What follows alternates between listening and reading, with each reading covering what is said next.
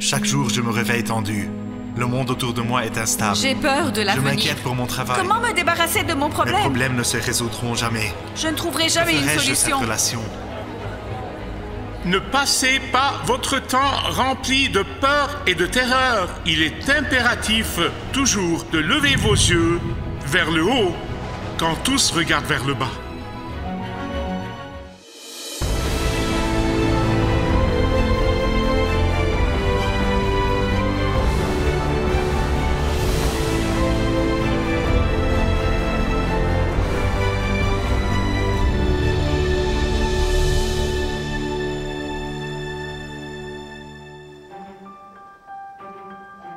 La stabilité. Nous y aspirons tous, n'est-ce pas? Et c'est une nécessité absolue dans tous les domaines de la vie, dans tous les domaines de la vie. La civilisation dépend de la stabilité du gouvernement. Le commerce et la prospérité dépendent de la stabilité de l'économie et du système économique. Même les navires et les avions utilisent des surfaces stabilisatrices pour contrer les turbulences. Les parents doivent fournir un environnement et un foyer stable pour que les enfants grandissent et deviennent spirituellement matures. Et la liste est longue. La stabilité, nous en avons tous besoin. Nous en avons tous besoin pour pouvoir faire face aux changements désagréables qui se présentent à nous et aux circonstances inattendues, pour faire face aux obstacles qui surgissent soudainement à l'opposition qui envahit nos vies, ou pour faire face à des tempêtes dans la vie. Nous en rencontrons tous. Souvent, nous parlons d'individus et nous disons, eh bien, il ou elle est instable. Instable, c'est le manque de stabilité. Et croyez-le ou non, dans la vie spirituelle, c'est encore plus important. Sans la stabilité d'un ancrage en Christ, nous pouvons être ballottés à tout vent de doctrine. Nous sommes ballottés à chaque changement, à chaque vent de changement. Et c'est donc à cette question que l'apôtre Paul est confronté dans l'église de Thessalonique. Notre Seigneur Jésus lui-même, dans Luc 21, 19, voici ce qu'il dit. Il dit, quand vous verrez des difficultés, des troubles et des persécutions, il dit, par votre persévérance, ou si vous avez cette stabilité, vous sauverez votre âme. Ce sont ces paroles, vous sauverez votre âme. Ce n'est donc pas surprenant qu'en parcourant les épîtres de l'apôtre Paul, on s'aperçoive que chacune d'elles met l'accent sur la question de la stabilité, sur l'importance qu'elle revêt. Dans le dernier message, nous avons vu comment de faux enseignants sont entrés dans l'église de Thessalonique. Immédiatement après le départ de Paul, ces faux enseignants sont entrés dans l'église de Thessalonique pour déstabiliser l'église. Ils voulaient les secouer. Le diable a toujours voulu déstabiliser l'église de Jésus, toujours. Ainsi, après avoir condamné ce faux enseignement, après avoir corrigé cette fausseté troublante, après avoir exposé la méchanceté de ces faux enseignants, l'apôtre Paul continue immédiatement en soulignant la nécessité absolue d'avoir une stabilité biblique. Une stabilité ? Question. Comment pouvons-nous avoir de la stabilité dans les temps turbulents que nous vivons? La première chose que l'apôtre Paul fait ici, c'est qu'il les assure de sa prière pour eux. Ne sous-estimez pas cela. Ne sous-estimez pas le fait de prier les uns pour les autres. Il prie spécifiquement pour leur stabilité spirituelle. Il prie pour qu'ils prennent position, pour qu'ils prennent une position ferme sur l'enseignement biblique. Bien-aimés, en ces temps de rébellion et d'impiété, d'anarchie, de terreur, et de mal incontrôlé, les croyants auront plus que jamais besoin de la force surnaturelle de Dieu. Ils auront besoin de la stabilité donnée par Dieu pour tenir ferme et lever les yeux. Alors regardez le verset 13 avec moi s'il vous plaît. 2 Thessaloniciens chapitre 2. Nous devons sans cesse remercier Dieu à votre sujet, frères et sœurs, bien-aimés de Dieu. Ne manquez pas cela, d'accord? Pourquoi doit-il prier à Dieu pour eux? Parce que ce sont des gens très bons. Salut! Parce qu'ils s'intègrent très bien à leurs voisins païens. Parce qu'ils sont passés maîtres dans l'art du compromis. Compromettre pour s'entendre. Non. Non. Non. Il a prié pour eux. Parce que Dieu, dès le début, les a choisis et les a sauvés par l'œuvre sanctifiante de l'Esprit en croyant à la vérité. Êtes-vous d'accord avec moi? Ne vous y trompez pas. Le monde va applaudir tous ceux qui vont faire des compromis, tous ceux qui vont modifier leur foi, ne serait-ce qu'un peu, tous ceux qui diluent l'Évangile pour qu'il soit acceptable pour les non-croyants. Mais Jésus vous récompensera si vous tenez fermement à la vérité de l'Évangile. Dieu vous protégera dans les tempêtes. Dieu vous guidera à travers les périodes turbulente de la persécution. Dieu vous soutiendra et vous stabilisera pendant la période d'épreuve. Dieu sera votre forteresse. Dieu sera votre tour forte lorsque l'homme de l'anarchie sera révélé. Dans Jean chapitre 6, verset 37, je dis aux gens que si vous devez mémoriser un verset, vous devez mémoriser ce verset. Mais ne vous contentez pas de mémoriser le verset, mémorisez ce qu'il signifie. Car rien ne vous donnera plus de confiance que de savoir ce que Jésus a dit dans l'évangile de Jean 6, 37. Tous, pouvez-vous dire tous? Tous ceux que le Père me donne viendront à moi, je n'en perdrai combien? Aucun. Que Dieu vous bénisse. Pourquoi devez-vous lever les yeux? Parce que votre Père céleste ne vous quittera jamais et ne vous abandonnera jamais, et personne ne pourra vous arracher de sa main. Gloire à Dieu.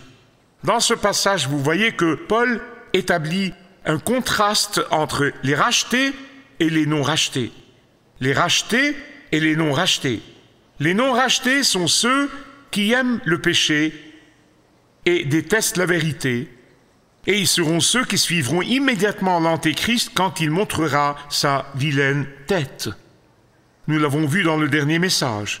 C'est pourquoi Dieu les a abandonnés. Il leur a donné un esprit d'illusion. Si vous vous rappelez, j'ai dit que Dieu nous donne toujours plus de ce que nous voulons. La raison pour laquelle l'Écriture dit « Fais de l'Éternel tes délices et il te donnera ce que ton cœur désire ». Nous voulons toujours les désirs de notre cœur en premier. Non, non, non, non. Vous devez faire du Seigneur vos délices. Et quand Pharaon a endurci son cœur, Dieu lui a dit « Je vais endurcir ton cœur encore plus ». En ce qui concerne les rachetés qui s'accrochent à la vérité, ils partageront la gloire du Christ. Question. Quand Dieu vous a-t-il choisi? Quand Dieu vous a-t-il appelé? Est-ce la première fois que vous avez réalisé que vous étiez un pécheur? Pour moi, c'était le 4 mars 1964. J'ai reconnu que j'étais un pécheur, que j'allais en enfer et que j'avais désespérément besoin du Sauveur. C'est à ce moment-là qu'il vous a appelé, qu'il vous a choisi. Est-ce le moment où vous vous êtes agenouillé et vous avez invité Jésus à entrer dans votre vie, à devenir le sauveur de votre vie? Vous a-t-il appelé avant votre naissance? Vous a-t-il appelé avant la naissance de vos parents? Vous a-t-il appelé avant la naissance de vos grands-parents? Non. Il vous a appelé. Êtes-vous prêt pour cela? Êtes-vous prêt pour cela? Avant la fondation du monde. Il a regardé à travers l'histoire et il vous a vu avant que l'histoire ne commence. Dans Éphésiens 1, 4, il est écrit « Car il nous a choisis en lui avant la création du monde pour que nous soyons saints et irréprochables à ses yeux. Laissez-moi vous poser la question. Pourquoi voudrais-je offenser? Pourquoi voudrais-je offenser ou décevoir un tel amour divin et éternel? Comment pourrais-je même envisager cela? Bien-aimés, la chrétienté n'est pas une foi de règlement, comme « faites ceci, ne faites pas cela, faites ceci, ne faites pas cela ». Non, non, non, non, non. Notre foi est fondée sur l'amour. L'amour de celui qui nous a aimés en premier. Pourquoi détestons-nous le péché? Parce que nous aimons Jésus. Pourquoi détestons-nous le mal? Parce que nous aimons l'Église de Dieu. Si nous détestons le mensonge, c'est parce que nous aimons la vérité. Pourquoi détestons-nous la tromperie? Parce que nous aimons les gens. Mais avant tout, nous aimons celui qui nous a aimés avant que toute la création ne commence. N'oubliez jamais que la grâce de Dieu envers vous est le reflet de qui il est. Vous me suivez? Il nous tend la main lorsque nos vies sont désespérément endommagées par le péché, lorsque nos cœurs sont tachés et impropres à son but saint, et il nettoie nos tâches, guérit nos esprits, investit sa vie en nous, nous valorise et nous rend disponibles pour lui-même. Son amour souverain, son soin, son appel et son choix devraient avoir un effet vital. Il démolit notre orgueil. Le choix souverain garantit que c'est lui et lui seul qui obtient tout le mérite de notre salut, que c'est lui et lui seul qui est exalté, que c'est lui et lui seul qui est digne de toutes les louanges, l'honneur et la gloire. Car c'est son amour et sa sainteté qui ont rendu nos vies stables et sûres. Regardez le verset 14. Et il vous a appelé à lui par notre évangile. Verset 15. Tenez ferme et retenez les enseignements que Paul leur avait déjà transmis de la part de Jésus. Vous voyez, il les avait appris de Jésus. Il les leur a transmis. Pourquoi doivent-ils tenir bon? Ah, pour qu'ils soient non seulement stables, mais pour qu'ils transmettent cette stabilité à d'autres. Bien sûr, j'ai une plateforme et je la transmets à beaucoup d'autres, mais vous devez la transmettre aux autres, dans votre foyer, sur votre lieu de travail, dans votre quartier. Vous pouvez transmettre la stabilité et vous encourager les uns les autres. Ne manquez pas les versets 16 et 17, c'est très important. Le choix souverain et aimant de Dieu devrait bannir. J'ai dit devrait bannir votre orgueil. Il devrait aussi bannir encore la peur, l'anxiété et l'inquiétude.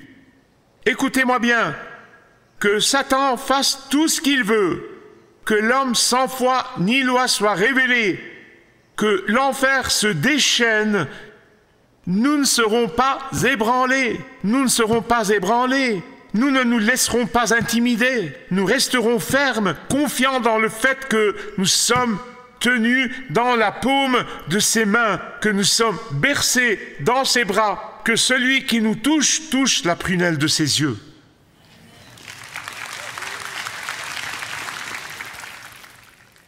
Il n'y a pas de stabilité ni de sécurité dans nos circonstances. Il n'y a pas de stabilité ni de sécurité dans l'économie.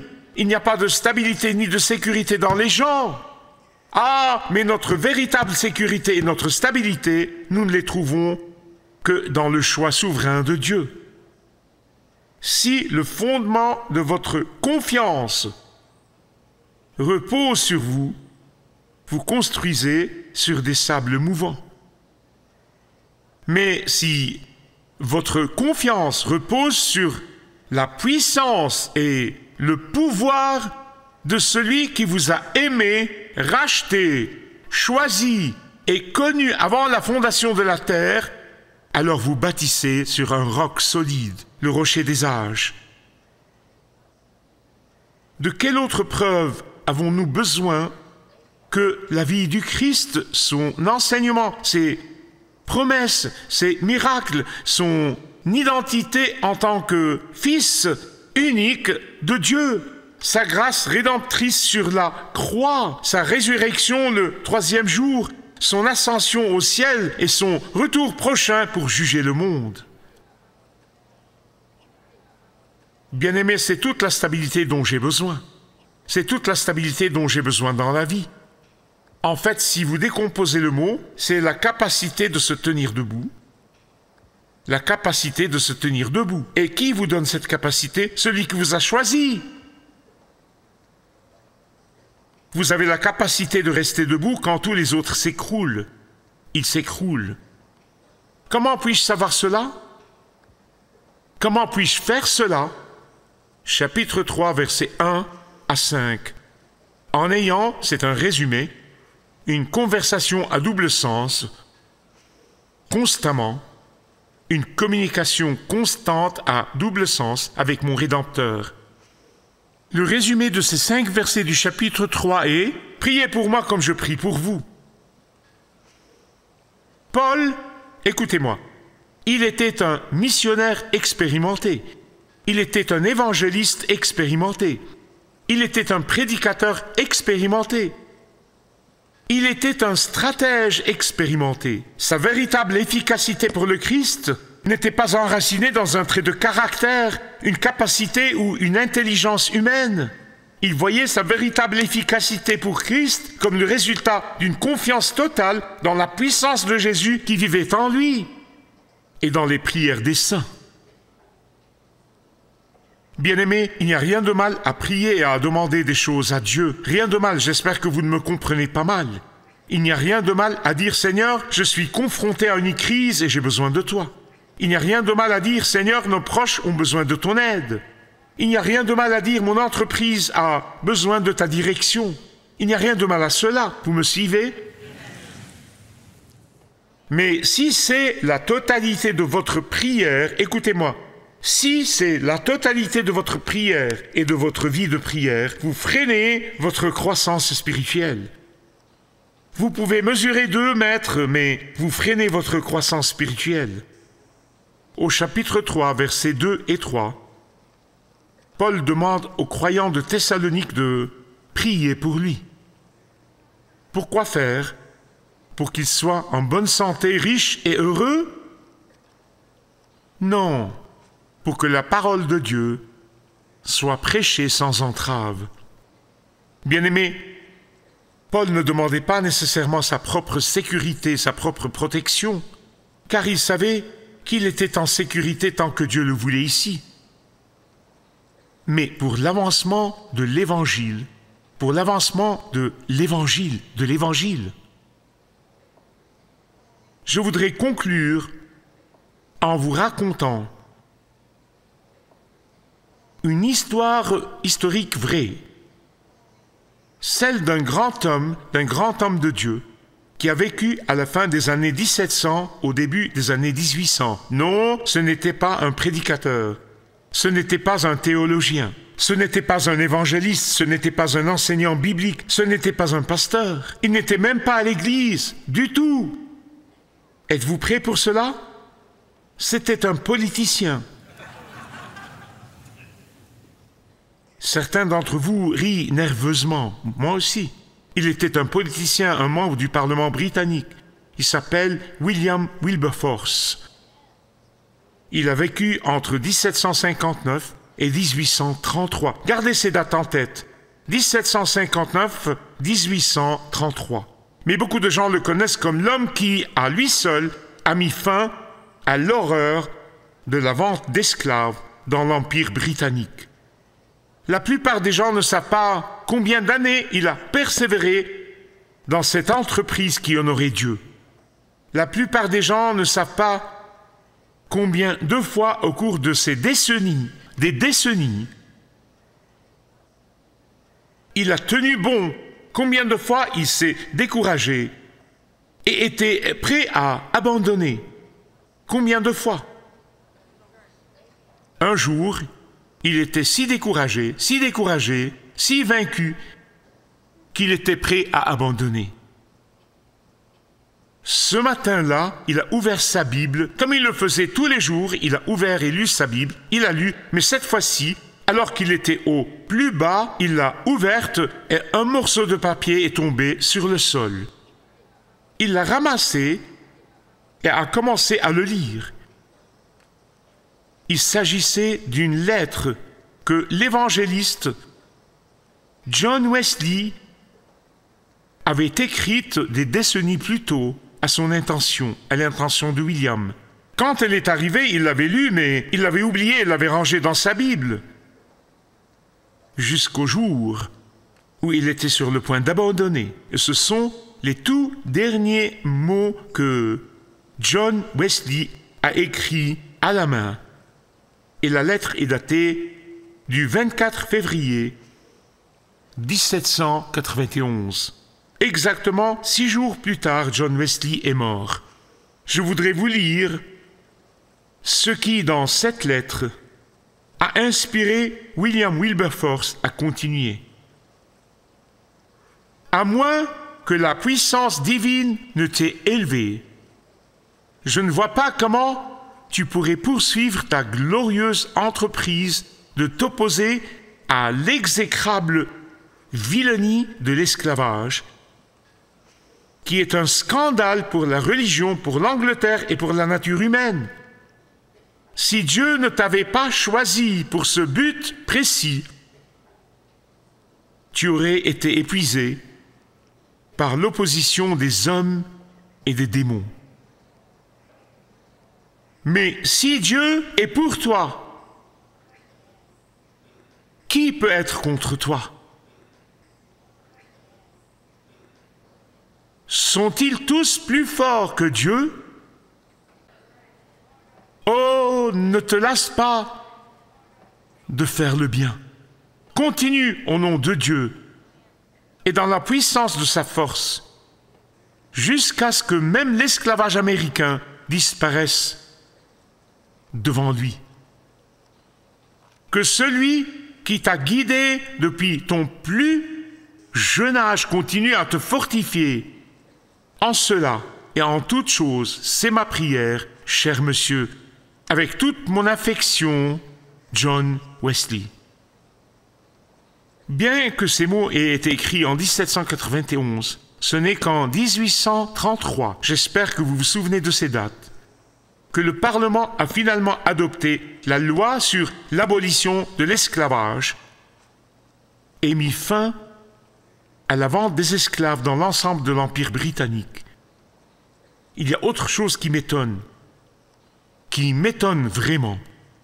Wilberforce a vécu pour voir l'accomplissement de cette loi, de ce rêve et de cette vision que Dieu lui avait donnée pour sa vie. Mais il est mort 3 jours plus tard, après avoir appris que le Parlement avait adopté la loi. Écoutez, entre le moment où il a commencé et celui où cette loi a été adoptée, il s'est déroulé 46 ans avant qu'il n'accomplisse le plan de Dieu dans sa vie. Pensez avec moi à ces paroles de John Wesley qui ont inspiré et motivé Wilberforce à rester ferme. Ce sont des mots importants pour votre vie et pour la mienne. Si Dieu est avec vous, qui peut être contre vous? Bien-aimés, la puissance de notre Dieu Tout-Puissant nous permet de rester fermes dans la foi lorsque nous nous tournons vers lui. La force de Dieu vous stabilisera dans les jours de tempête à venir.